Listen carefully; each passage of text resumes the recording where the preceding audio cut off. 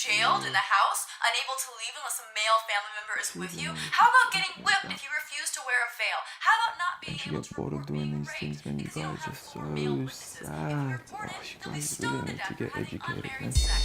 How about the right to vote? Let's see, most Islamic countries are dictatorships or failed states, so you can't vote. Forced marriages, child rape, incest, it just keeps getting worse. Incest. Wow. I'm not sure where you're getting your information from or if you've possibly mistaken us with somebody else. Why is incest wrong? It's not clear to me that it's wrong. Okay. It's clear to me. There's an no. In all honesty, I'm not here to make a mockery out of you. I'm not here to criticize you. I'm not even here to question your intelligence. All I'm here to do is to give you advice. As someone who sincerely wishes the best for you and wishes the best for all of humanity, as a Muslim should be. The first advice I give to you is, please, if you want to talk about Islam, know what you're talking about. Don't be talking about some random news topic that has nothing to do with Islam. If you want to judge Islam, judge it for what's in here and on the Prophet Muhammad, peace be upon him.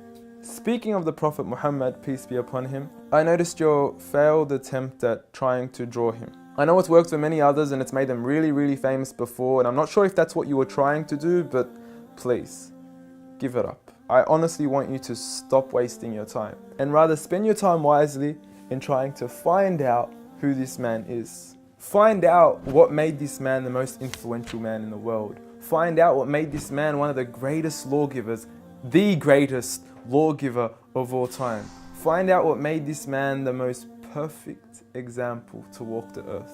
A mercy, not only to mankind, but every form of creation. This is a man who little children would run up to him because they knew how merciful he was. They knew that he would take them seriously despite their age. When he was visited by children, he would pat them on the head, while the fathers of others wouldn't even kiss their own children. At a time when people were burying their daughters alive, he was the one who gave honor to daughters. He was the one who gave honor to women. He was the one who promised paradise for the one who raised one daughter righteously.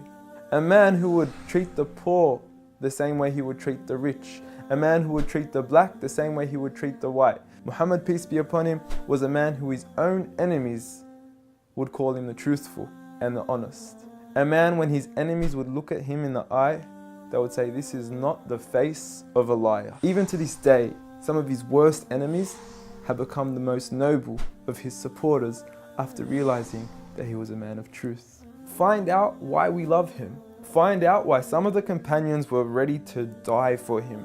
I don't say this lightly, I mean they actually threw themselves at arrows whenever the enemies would try to assassinate Muhammad, peace be upon him. I ask you to read into the story of a companion by the name of Khubayb, may God be pleased with him, when he was crucified and tortured. And the one who was torturing him would say to him, O Khubayb, wouldn't you rather that Muhammad, peace be upon him, be in your shoes right here, and you be in the comfort of your own family in your own home?